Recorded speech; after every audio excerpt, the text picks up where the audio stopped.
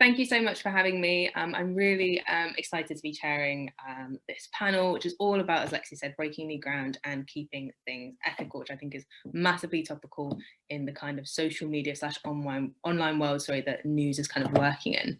I'm joined by three very impressive people. First of all, I'm joined by Liam Gilliver, who's the Deputy Editor of Plant-Based News.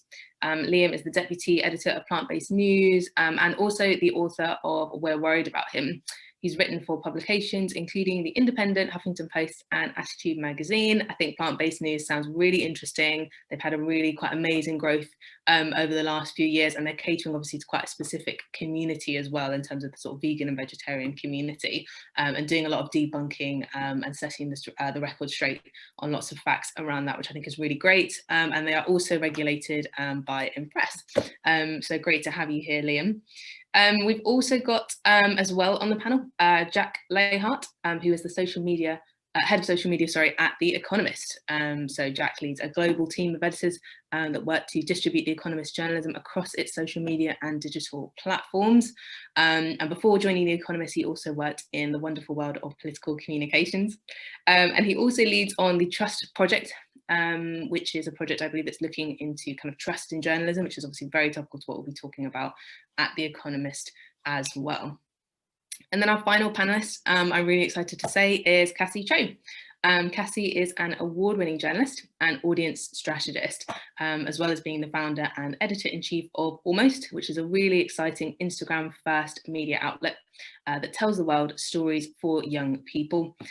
Previously, she was an audience development editor at Quick Take by Bloomberg and also BuzzFeed News, where she single-handedly transformed the BuzzFeed At World channel on Instagram into the fastest growing news account on the platform in 2018. Kassy also works with companies such as Amnesty International, Human Rights Watch, Channel 4 News and Coconuts on content strategy, production and social media for audience development. So hello to everybody and thank you so much for joining me on this panel. Let's get started with some questions. Just a reminder as well, you can keep, I believe, adding in any of your questions that you want to ask the panel towards the end of the session in the Q&A box. But let's get started with some questions, and we'll start with maybe some of the lighter end of things rather than the slightly more heavier, depressing side of social media, which I think is all about kind of building an audience, which is something I think people are always really curious to find out about. So I'd like to put this to the panel. Maybe I'll start with Jack, actually, with this question. Can you tell us a bit about who your audience is, and in your experience, having worked with your work on The Economist, what do you think works best in terms of growing your audience and keeping your audience satisfied? Yeah, hi everyone. Thank you very, very much for having me. It's a good question, and it's a fundamental question as to what we do at The Economist. It's all about all that we do in the social team is about taking our journalism and distributing across social media in a way that engages our audience, our current audience, and reaches a new one. For some background, the social team at The Economist in its current form was set up in 2015, and before that there was different parts of The Economist business doing social media, but not really in a way that was kind of dedicated in the way it is today. And so over the past kind of 5-6 years or so, we've been growing our audience across our main social media platforms and engaging them as well with our journalism. I think for a publisher like The Economist, it's about striking a balance between staying true to our brand, but also not being afraid to innovate, to challenge ourselves and to think outside the box. So we are known for our factual analysis. We are known as a trusted news source on world affairs. And so it's really important for us that when we are thinking about how we engage our audience on Instagram stories or in a Twitter post or on Facebook, that we have that in the back of our mind, that we are staying true to our core values. And I think that's something that, can potentially get lost sometimes in social media strategy, kind of the desire to go for the hot take or for kind of the easy wins, whereas we've really kind of put a lot of time and effort into our tone of voice on social and how we want the brand to come across to existing readers, but also new ones as well. But on the flip side of that, you know, social media is a very fast-moving environment. We're up against some really, really great competition. And so we have to be able to think on our feet and be able to innovate as well. And so I have a fantastic team of social media editors who are experts in their field, and they come up with fantastic ways and ideas of us being able to present our journalism in different ways that could make readers and new audiences kind of think that, you know, they would see something in their feed that they wouldn't necessarily expect from The Economist. So I think for us, it's that sort of a balance between keeping the DNA of The Economist alive on somewhere like Instagram stories, but also not being afraid to kind of push boundaries as well. Brilliant. And do you feel like it's helped The Economist be able to reach a broader audience than perhaps just thinking about it in terms of print? I mean, I don't know the specifics around your demographics, but I imagine it's possibly older people, maybe quite professional middle class people who tend to buy The Economist. Like, do you feel like there's been a great opportunity there for The Economist to reach these pools of people who otherwise it simply might not have touched? Yeah, absolutely. Definitely. Social media has just opened us to a whole host of new types of audiences, particularly on platforms such as Instagram, where we know our audience skews a little bit younger and are still very, very engaged in world affairs. So that feeds into our audience strategy as well, how we speak to different audiences on different platforms. You know, we do have a core type of reader, I suppose, at The Economist, and we absolutely do have to serve them kind of what they would expect from us, but we're not afraid to kind of reach outside our comfort zone, so to speak, and, you know, kind of introduce ourselves to younger audiences like we do on Instagram, for example. Fantastic. I'd really like to throw the same question out to Liam, I think, next, in terms of, you know, his specific audience and, you know, what in terms of content really works well with the audience that you've built in the kind of vegetarian and vegan community. Yeah, so I think piggybacking off what Jack said, it is all about pushing boundaries. We are obviously a very niche media platform that writes within the vegan realm, but interestingly, our readership, around 40% of those actually still consume animal products. And so social media is a great way of kind of pushing the discussion further afield, I suppose. We have a predominantly female readership as well, but you know, we do kind of reach geographically a very kind of dispersed audience, and it's the same with the age range as well. So I think you know, social media, we have to kind of, as Jack said, keep the tone and make sure that how we are speaking on social media is how we want to be represented as a whole. There are many people that kind of think that we only exist on social media because that is where they consume all of the information that we put out there from. They don't actually go onto the website. And so there's kind of this new formatting of news where you can kind of provide snapshots of what has been happening in the vegan realm in these very accessible ways where you can swipe up and you can read the story. You can swipe a gallery and kind of get a general idea of what is happening. So yeah, I think social media has been crucial to our growth, and I think it's, as Jack said, it's pushing the boundaries, and obviously consequently that kind of makes the reach bigger. I think the more we put on social media, the more people who aren't within the vegan realm, who aren't familiar with a lot of plant-based kind of advancements, will find us. So yeah. Brilliant. And Kassy, I'd love to know your views on this as well. Obviously, you've got a huge amount of experience in social media and social media growth, which is really, really exciting. You've probably catered for a variety of different audiences with your experience, but I mean, what in your experience do you find works better with audiences? I guess, especially bearing in mind that you're creating this Instagram only news platform, which is, I think, quite innovative. So yeah, I would love to know your thoughts on this as well. Yeah, sure. So a lot of my work and reporting focuses on informing young people and especially young women about important things that are going on around the world.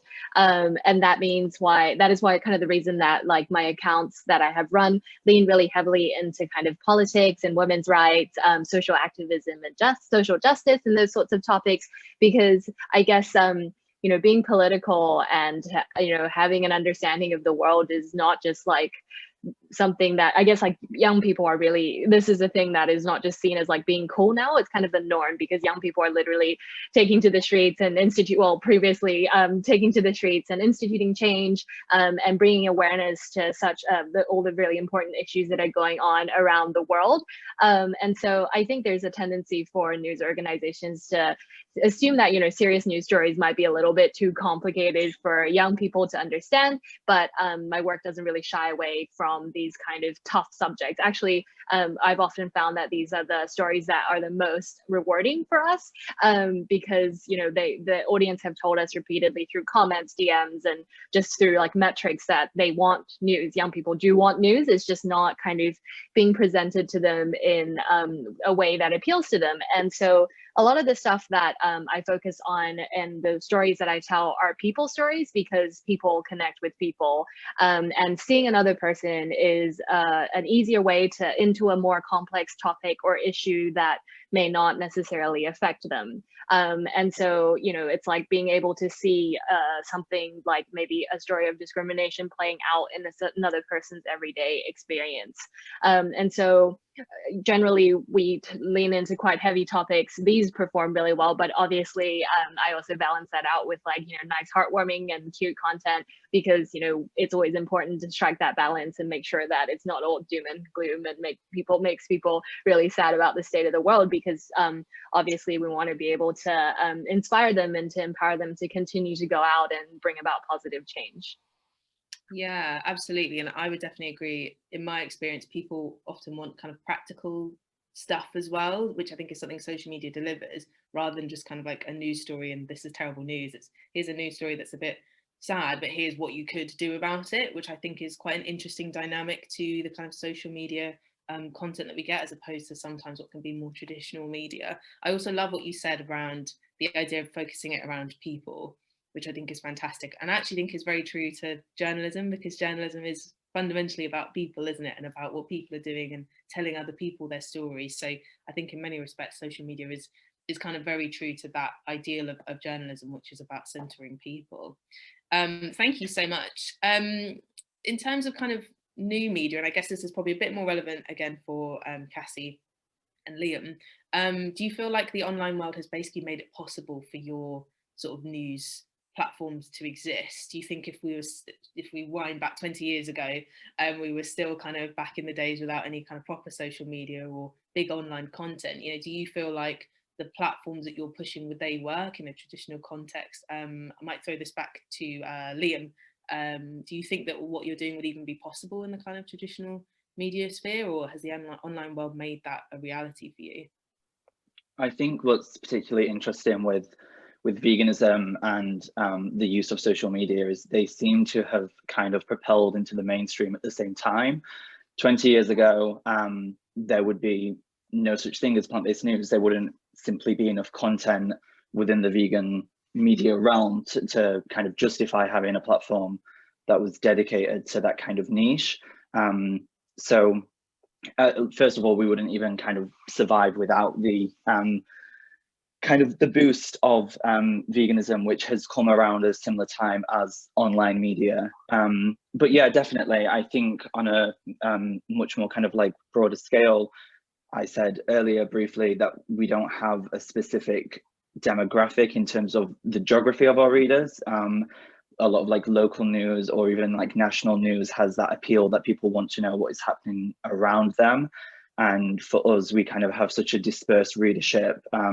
It really takes something like the internet to actually reach everybody that is involved or is interested in those kind of stories. So I think, yeah, without social media, I think we would really, really struggle. We see, you know, a lot of traffic coming from like the tap bio link on Instagram and from Facebook. So it's very clear that people are coming across our platform via social media, and we do not have any form of print ourselves. We are purely a digital publication. So yeah, the internet and social media are kind of like vital kind of cogs to boost our readership and to really just make it practical for us to exist.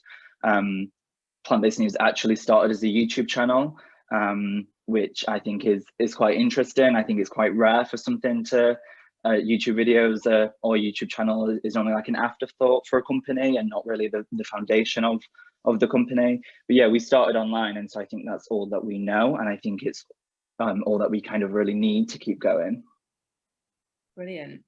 And sorry, that question back to you, Kassy, as well. You know, I guess if you're building a platform which only exists online, specifically on Instagram, I'm assuming you're going to say yes. Maybe the traditional been able to provide you with a platform, but would be really interested to know your thoughts anyway.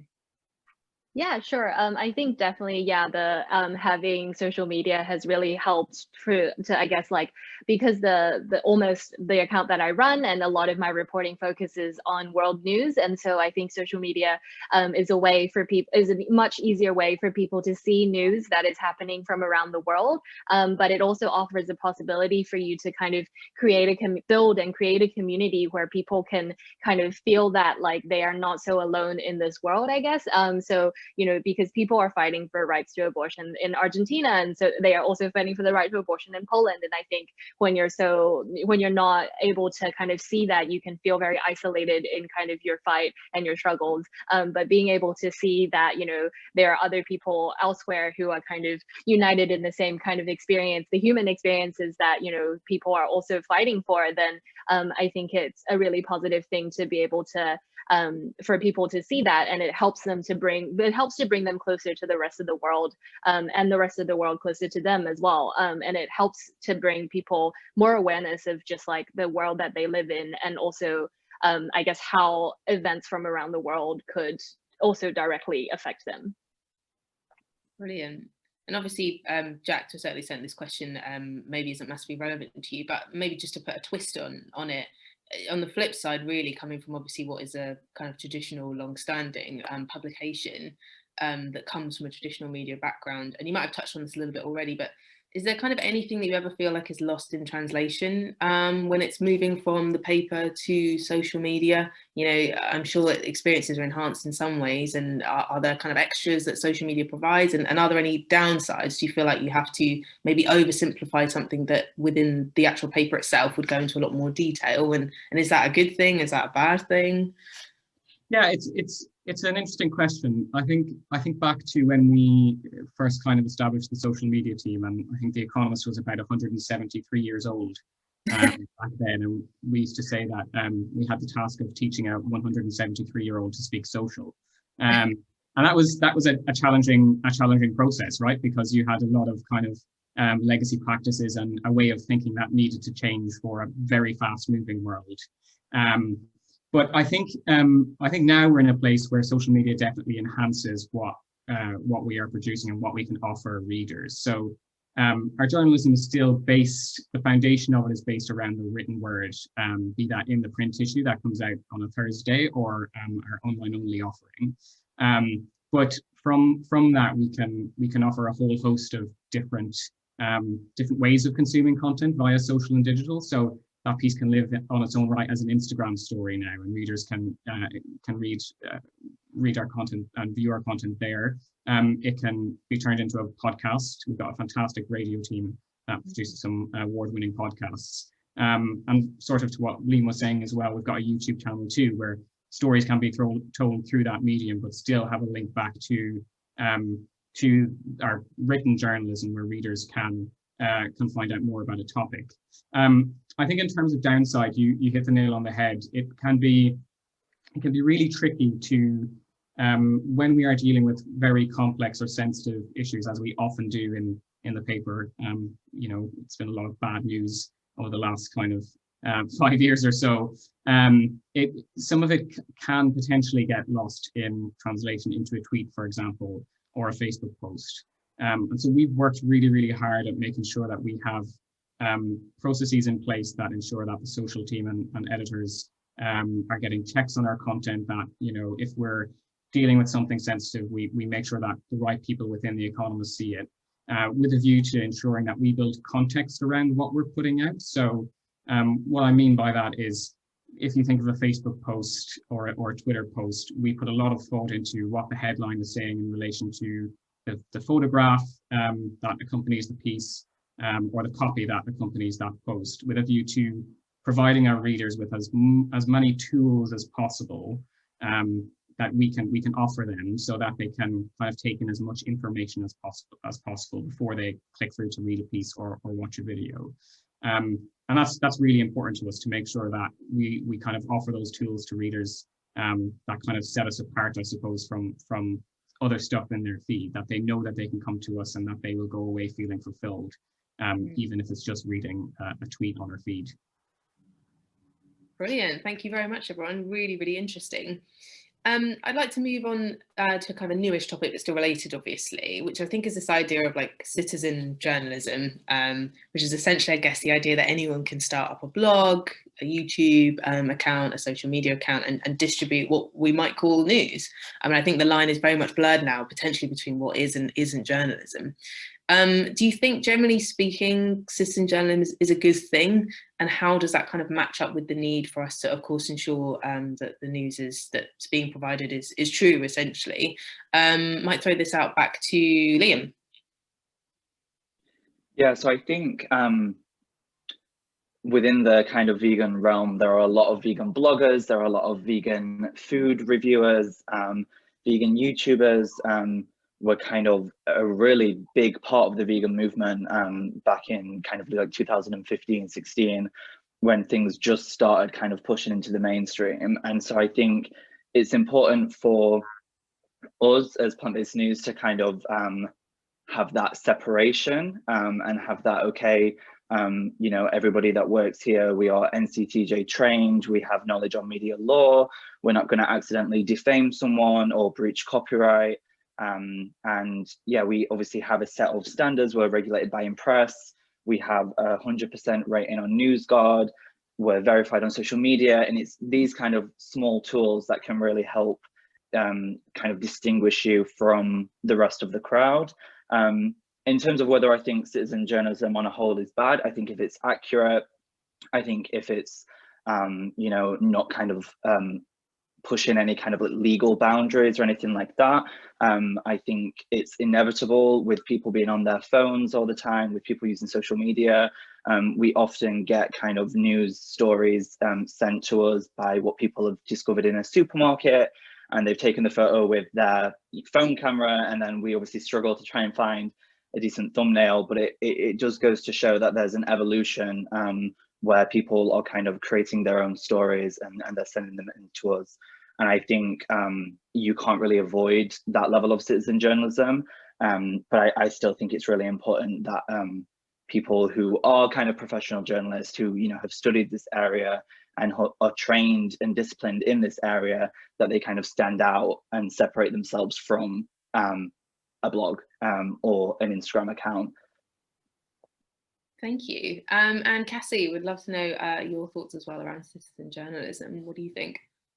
Yeah, I mean, I think in general, it's a good thing because it allows for different viewpoints to be heard and, you know, individuals to be heard the same way that, you know, big brands and companies can be heard, and it allows for kind of more discussions and conversations about things that aren't usually discussed. So for example, as we kind of saw with the Black Lives Matter movement, there was just like Instagram just completely exploded with like resources, and people started sharing kind of, you know, carousels being like, here's how you can help, and here's what you need to know about the history of like oppression in this country, for example. But obviously, as like journalists, we do need to make sure that, you know, we're verifying our information and we treat the way that we kind of present our information and share our news stories on Instagram the same way that we would, you know, if we were doing it for print, if we were doing it for TV. Social media is no different. It's just maybe the format's a little different. But at the same time, citizen journalism allows us to, as Liam was saying, to get them to, I guess, like have more information at our fingertips. So like having people send tips being like, hey, this thing is happening in my hometown, here is a video, please can you share it? Because this way then we can better connect with the world, to, you know, people can understand things that are going on around the world that maybe media would have missed because there's so much going on. And having, it's almost like, you know, having your little army of journalists on the ground to help you kind of crowdsource, I guess, crowdsource news, so that, you know, it's like you think of it as almost like a tip, and then obviously as a journalist you then go go and you verify the facts, you interview people, and then you make sure everything is, you know, accurate. And then we are able to then amplify those the stories that matter and the stories that people want to know about.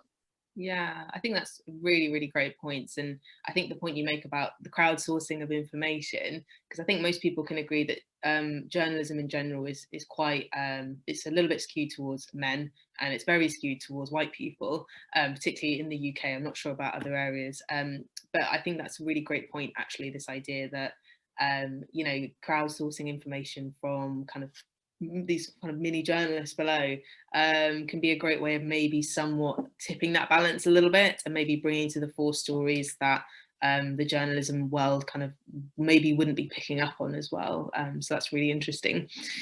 Jack, would love to know your thoughts about citizen journalism, and, you know, what are the upsides, downsides? Yeah, I completely agree with what Liam and Kassy have just said. I think just thinking back over the last couple of years, kind of the big stories that have been broken via social media, for example, you know, Black Lives Matter, even the Me Too movement from a few years ago, that had a huge social kind of origin. And so I think with, you know, there's a lot of stories would go untold if we didn't have people who were out in the world and recording things on their phone, or kind of causing a spark somewhere on the internet, on Twitter or elsewhere, that then tumbles into something much greater. On the other side of that, I think there is a responsibility for publishers, as Kassy was alluding to make sure that what we are picking up on and what signals we are picking up on are factual, and that we can verify them. I don't know if you guys saw a few weeks ago the Woolworths controversy, where some teenager posted that Woolworths was coming back to the streets of the UK, and a bunch of publishers took this tweet and ran stories about it. And it turned out it was a bogus account, and it was just a teenager having a laugh. And that can seem that's quite a funny example, but, you know, you could imagine a case where, you know, it was much more serious.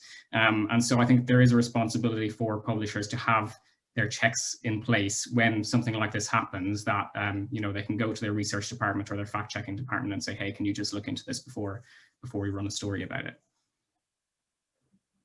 Yeah, absolutely. That's quite an amazing example, to be honest. The Woolworths one. Wow. So following on from that, I think it might be really interesting to know if you have any practical advice as a panel about, you know, this idea of fake news. I think there's no way in which the kind of internet as a whole can be sealed off from fake information or disinformation. So I guess maybe the key is educating people on the other side.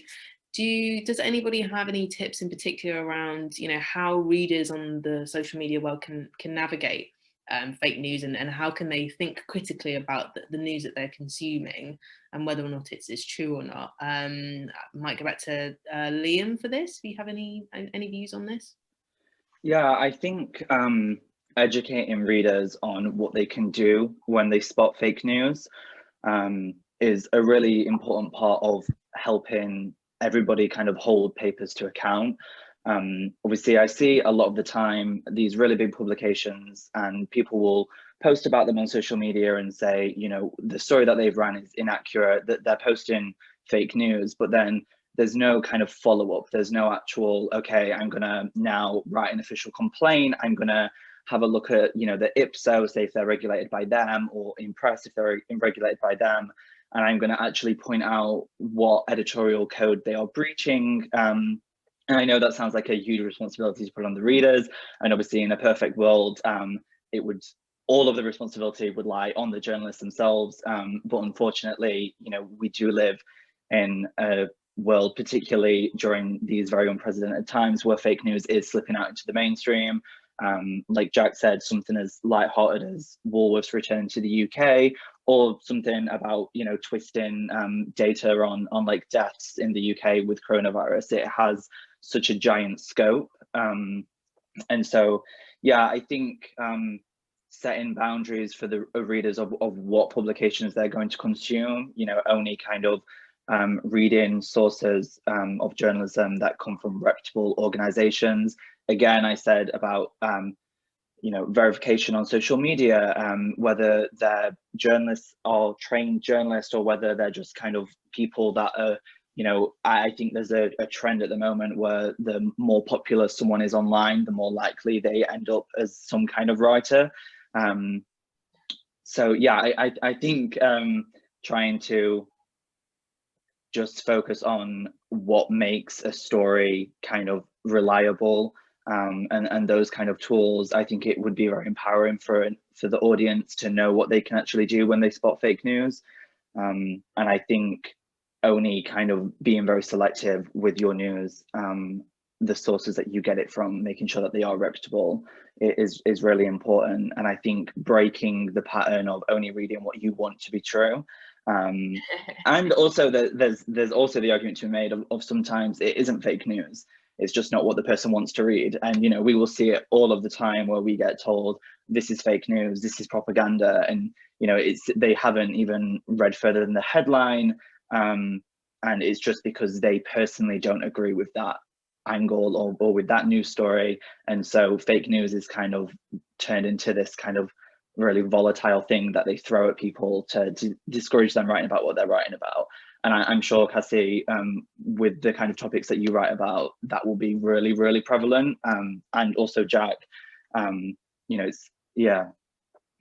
Yeah, that's a really good point actually as well. And I particularly like the point you made about the idea of like popularity, because I feel like that's a big thing on social media. So like if some random person has like 100k followers, it's probably not logical, but I'm probably more likely to believe what they're writing might be reputable, and that's not necessarily fair. Like someone with only 1,000 followers could be writing stuff that's really reputable and really well researched, but they don't have that kind of like popularity following or the blue tick. So like I definitely think that's a really excellent point as well. Kassy, do you want to pick up on this as well, and disinformation and how readers can navigate this? Yeah, sure. I think that like social media has definitely made it a little harder for people to kind of understand, well, not a little, quite hard for people to understand, to distinguish between fake and real news, because, you have clips going viral and then people are just like, some places will just pick it up and just report it. And other people may just continue to share it in their like WhatsApp groups, maybe on like Instagram, and reposts and all those sorts of things. And it can kind of perpetuate and like throughout like the ecosystem, I guess, that this is like a thing that has happened, even if it is something that happened, I don't know, like 20 years ago, no, not 2 years ago or something. I remember I wrote a story at BuzzFeed. It was actually Lil Nas X before he got famous, and he used to be a tweet decker, and so he made a fake tweet about how nobody came to his dog's birthday party, and then it went super viral because it was a photo of a sad dog and a birthday party. And then so I ended up interviewing him, and then he was just like, yeah, there's no dog, I just was inspired by the Popol story, so I just thought I wanted to go viral, so I just wrote this fake tweet. I don't really have a dog.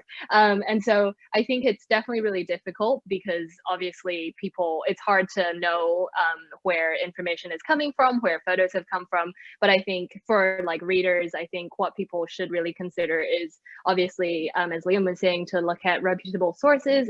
When you see news, you shouldn't just rely on like a single source. Maybe you should cross-reference a few places, and just so to make sure that you're getting like a variety of viewpoints, to make sure that things match up, and that you should try and be vigilant if you see something that you're not sure if it's true. Maybe do some research, and I guess it's really important to kind of think about, as someone maybe who has a lot of followers, and if you're not really sure if the things that they are sharing is true, it's really important to kind of have a think about what their potential motivations are for somebody to share something like this, like a story that potentially could be fake news. Maybe they want to go viral, for example.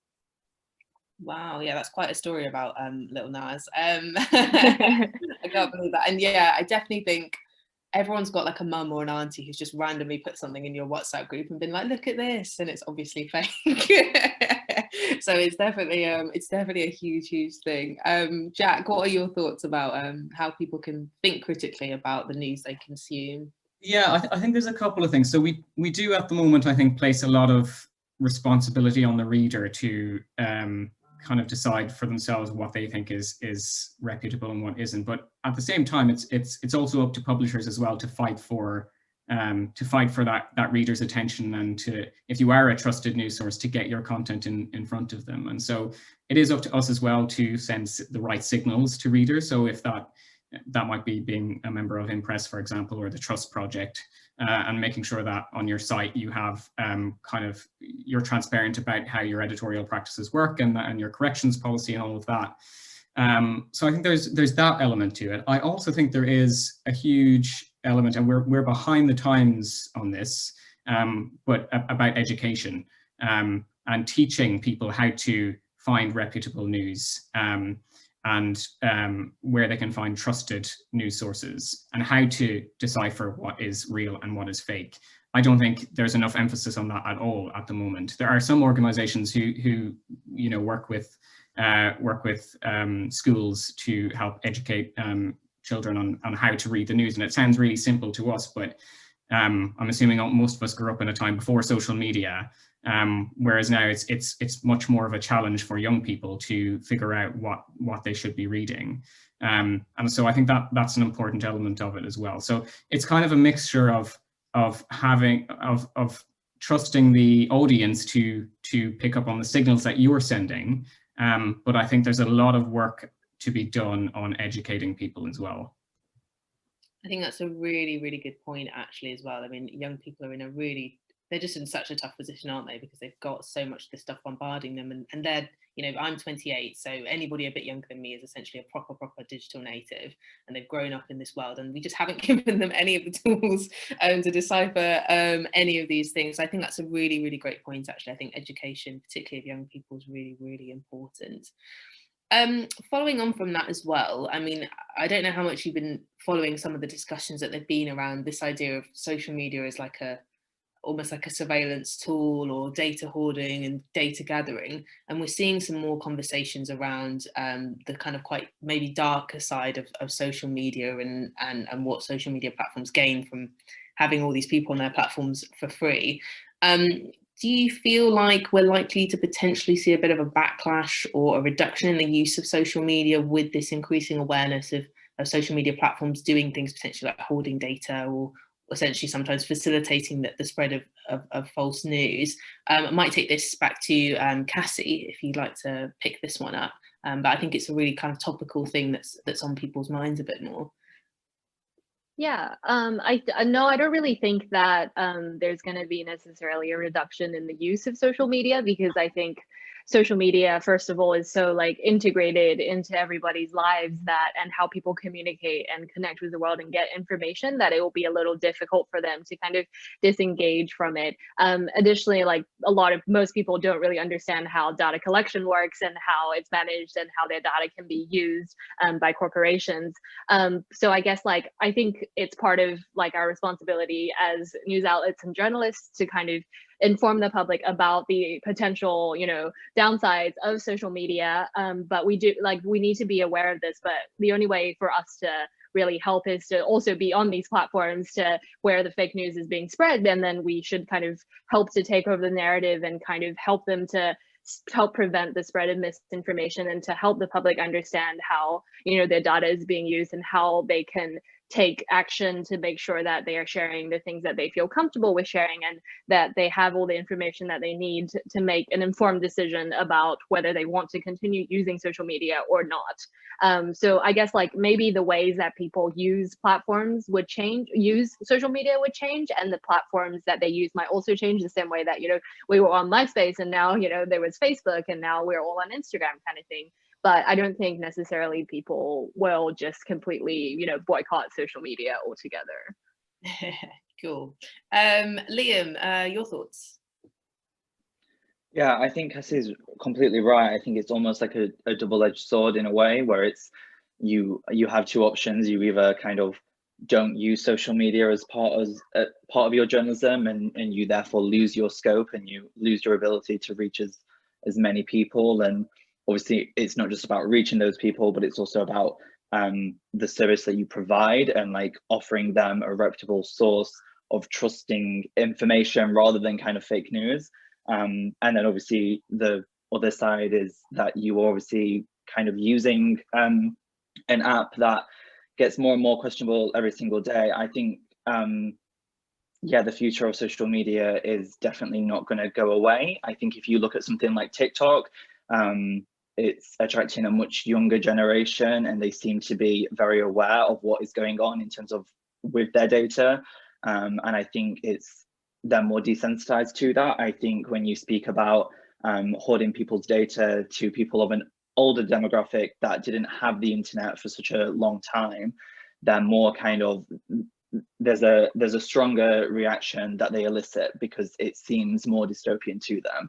Whereas I honestly think people that have been growing up with iPads and with Facebook and Instagram, they're kind of a little kind of unfazed almost by the reality of what's going on. So yeah, I think social media is definitely not going to go away, and I think these issues are just going to become a bigger part of the conversation around social media, but I don't think it will reduce its use at all. Brilliant. And Jack, would love to know your thoughts on this as well. Yeah, I agree with what the guys are saying. I think that the average social media user either doesn't really care that much or doesn't really understand the ins and outs of where their data is being used and how it's being thrown around the internet. Some people do, and I do know people who have, chosen to close their Facebook account, for example, or their Twitter account because they've got data concerns. But they're a very small minority of people, I think. I think that what we're probably moving to is greater diversification, I think, in social media. So if you think of the last 5 to 10 years, there's really just been a handful of firms, Facebook, Twitter, LinkedIn, Instagram, that have dominated the social media landscape. And I think what TikTok has shown this year, as Liam has kind of mentioned, is that there is an appetite there for something fresher and something new. I think we will probably see more TikTok style disruptors in the social media landscape. And I think that's good. I think more competition is good. And I think it will allow people to be a bit smarter, a bit more discerning in where they want to spend their time and where they want to who they want to give their data up to. Brilliant. Yeah, that's a really good point actually as well. I think TikTok's been, a really great example, like you said, of a new platform that, can generate a lot of interest and yeah, absolutely. And now you can see the platforms like Instagram are trying to mimic what TikTok has already done with their Reels function, for example, as well. So I think that's a great point. We've got quite a few questions in the Q&A, so I'd like to move into some of other people's questions. It's enough of me talking and asking you guys questions. So let's have a little look and see. So we've got an interesting question from Muriel Wang. Hello. She says, thank you for your perspectives on journalism in this digital age. With regards to representing the rapid change in our reality, how do you navigate between the emotional, eye-catching, engaging wordings with controversial, sensitive and important messages? I guess that's kind of how you balance out different types of kind of news stories, so to speak. Kassy, do you want to pick this one up? Yeah, sure. So I think that, yeah, it's a very fine balance that you have to strike in terms of, writing, especially when it comes to writing headlines and picking photos, because especially on Instagram, and most social media, which is very visual, because I think, there are always ways to do things that are like, clickbait or something, or there are certain ways of phrasing things or certain photos that, are going to get people to click.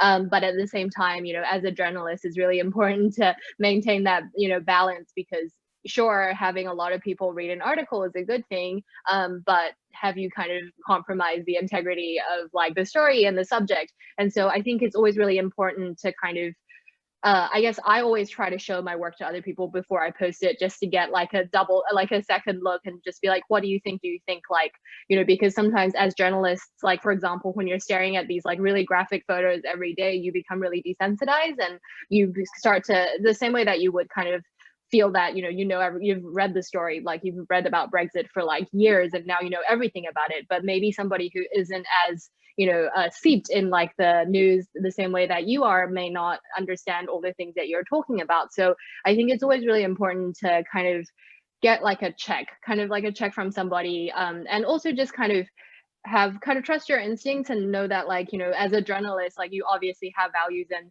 as some that you should uphold, because this is your responsibility. And so you want to make sure that there are definitely ways that you can kind of balance like a photo and the words to make sure that it also still is engaging, because obviously there are times when that like a super bloody photo, probably a lot of people are going to click on it, but at the same time that's like super graphic, and that is like not something that people want to see, and it obviously hurts like the victim and the victim's family, and there are greater repercussions. So I think it's always really important to be really thoughtful, because I think sometimes in news we can have a tendency to be like, we need to get this out immediately, and so sometimes we make snap decisions that we haven't really thought about. So it's always good to get a second pair of eyes, take a second to just really think about it before you do something, and yeah, just make sure that you stay true to journalistic values. And I think that there are definitely ways to do it, and it's sometimes it's better to just err on the side of like safety instead of trying to be super controversial, because it could potentially lead to issues later down the line. That is not to say not to experiment, but at the same time, when ethics and stuff like that are at play, it's really important to just always make triply sure that everything is okay. Yeah, and I think it's a great point about having like the sanity check, someone else just looking at it just to make sure, because we do all get stuck in our own little world sometimes, and we don't always have that right perspective, as you say. Liam, this might be an interesting one for you as well, because obviously I guess in the sort of vegan world, sometimes sort of graphic stuff around animal cruelty and things like that is published. So I don't know if this is something you also have to consider in the content you create as well. Yeah, definitely. I mean, like I said before, we have a very large readership that still consumes animal products, whether that's just dairy and they're vegetarian, or whether that's kind of like fully fledged, meat eaters as well. And so we need to be really, really careful that the images that we're using are not going to alienate people from the movement. We want this to be as inclusive as possible, and we don't want to kind of put people off. And I think, as Kassy said, you can, as a journalist, you can get desensitized to rather kind of graphic images, but I think the audience will also as well. I think effectively it loses its impact if all you see when you're scrolling are these really kind of like violent images. And so I think, yeah, it's a second opinion, a second pair of eyes to just like have a look through, and yeah, maybe think that there are some things which are just kind of better muted down. I think that's a really important thing that we're noticing. And obviously, being aware of things like trigger warnings and content warnings. Is there a way of showing people on Instagram where you only see the graphic images if you swipe and you knowingly swipe? I think trying to like ambush your audience, trying to spring something that can be quite traumatic on them is very unfair. So I think making use of these new tools, like having the multi-post options on Instagram, or having a swipe up to a video where you make it very clear what the consumer will be kind of having to watch if they choose to do so, I think that's really important as well. Yeah, I think that's a really good practical point you've made actually as well, giving people that option rather than it just being bombarded on them as they scroll through.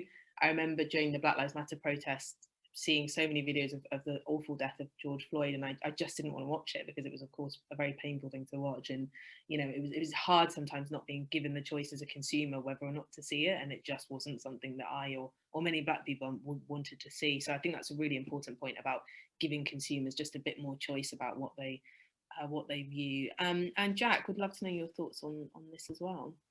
Yeah, I don't know if I have much else to add really, because I think Kassy's point about getting a second check is essential, I would say, and Liam's point about kind of using the furniture of social media, so to speak, or labeling is a really good way of being honest and transparent with your audience.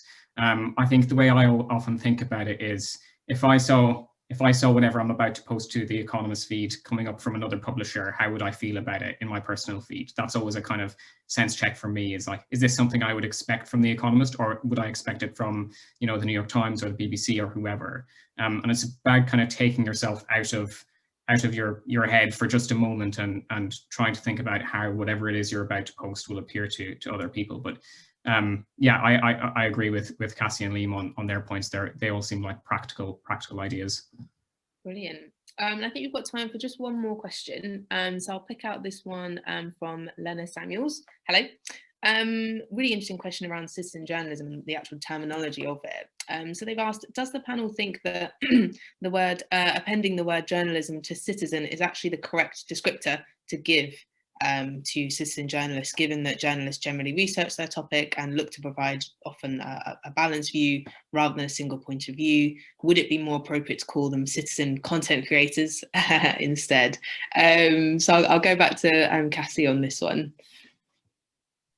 I think that's an interesting point, but at the same time, the other side of it is that a lot of citizens who do create their own content also do very thoroughly research, and they also do create content that is not necessarily biased. And so I think it's kind of difficult. I think in general, it's just difficult because, you know, there is such a wide variety of people creating content out there. There are journalists, there are people who are just like content creators.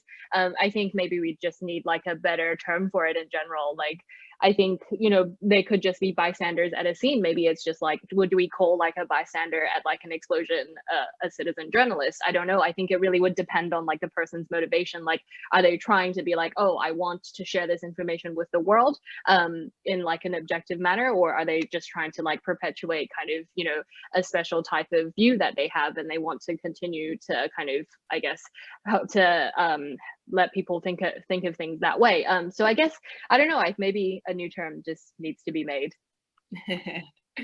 Cool. And Liam, your thoughts on the terminology of citizen journalist?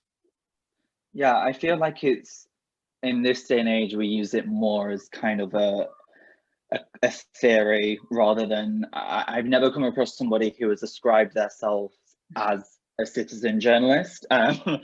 I think I completely understand how it could come across maybe even a bit degrading if somebody is labeling themselves as a journalist and they haven't had any experience, they haven't, you know, studied or like had experience within like a journalist firm or anything like that. But like Kassy said, some of the best stories can actually originate from people, and that is because, as you said at the beginning, journalism is about people, so it makes sense that they are kind of like the grassroots of journalism. So I think, yeah, maybe in the future there will be terms. I know now you have people that are Instagram curators or content creators or content like assemblers, and I think we're going to be hearing a lot more of this new terminology. But I think citizen journalism as a whole will always kind of exist as that kind of theory. Brilliant. And Jack, your thoughts? Yeah, I was just thinking there. I hadn't really thought about it before, but I was just thinking, you know, you wouldn't call somebody who gave CPR on the side of the street a citizen doctor, I suppose. But at the same time, I think it kind of comes down to, well, what is journalism? Are you a journalist only if you work for a news organization, if you've gone to uni and studied journalism, if you've got 5 years experience as a journalist, and then somebody who's out writing their own blog, you know, are they a journalist? And I think oftentimes, kind of to what Liam was saying, we can think about journalism in a very closed way, in that it's only the people who are kind of paid to produce content on websites or on the TV or radio or wherever it might be, that person is a journalist and they've been to journalism school or they're being paid as a journalist, and that's it. But that's not really how it works.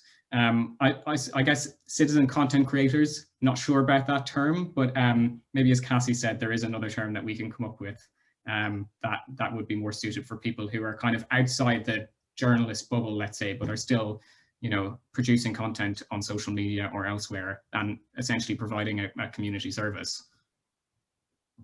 Brilliant. I think we've got time for just one more question. It's quite a difficult question, I think. So I've saved a hard one for last. But Muriel again has asked about this idea of algorithms, and how do you break through algorithms that use artificial intelligence to kind of skew users' bias on various different issues, and as a result they kind of skew and limit people's understanding of things on certain topics. So is there any way, I guess that's asking if there's any way in which, I assume that's from the reader's point of view or the consumer's point of view, having through these algorithms. Does anybody in particular have any big thoughts on this. I think this is a really tough question.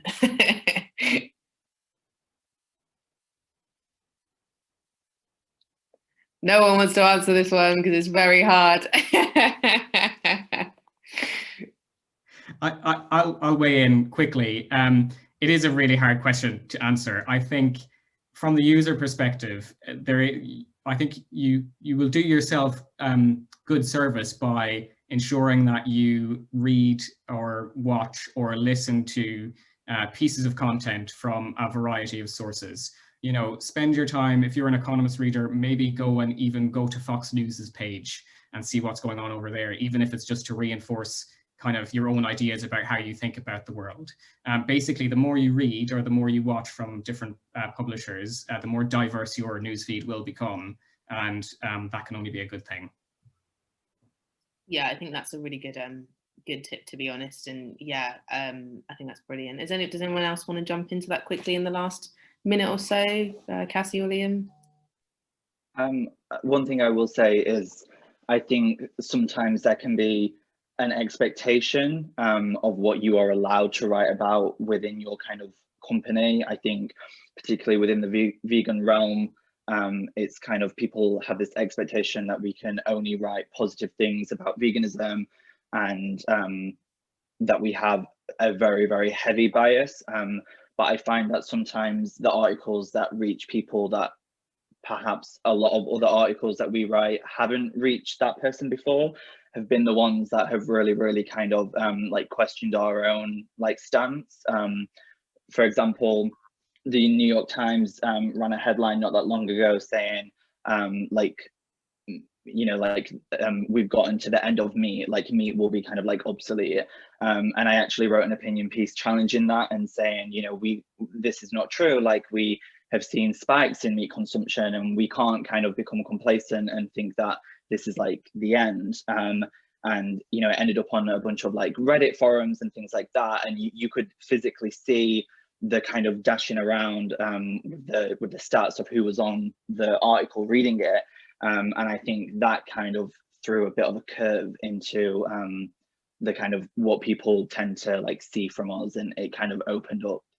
I don't know whether that fully answers the question, but I thought it was kind of an interesting spin on it. Yeah, no, really. Yeah, just want to add on to that. Sorry, just wanted to add on to that really quickly. But essentially, kind of what Liam was saying is that, you know, as a publisher, if you want to break through, I think it's really important to continue to write a variety of content that are not just kind of limited to, I guess, like produce a variety of content that isn't just limited to a specific viewpoint. Because if you are able to make good content, and if somebody then people will be more willing to share it, and people will be more willing to, that means it will reach more people. So I guess in a way it's empowering to know that if you make good content, people will share it, and then it'll reach more people, and then hopefully that will kind of, you know, break through some other people's bubbles. Maybe people are going down a hole, but then they suddenly see one post that, you know, completely like jolts their entire, you know, existence, and then it might force them to rethink, and then they will maybe come to your page, and maybe they'll come and see something new and learn something new about the world, and that might, you know, contribute a small part into changing how, you know, people see the world. Well, we end on a positive note, which is really nice. It's been an absolute pleasure to host this panel. I think it's been a really interesting conversation. Really, really enjoyed it. So massive thanks to Jack from The Economist, Kassy from Almost, and Liam from Plant-Based News. Please do all give them a follow in the spirit of diversifying your news feeds and making sure you're following a variety of platforms. It's been a real pleasure, and thank you very much, everyone. Cheers.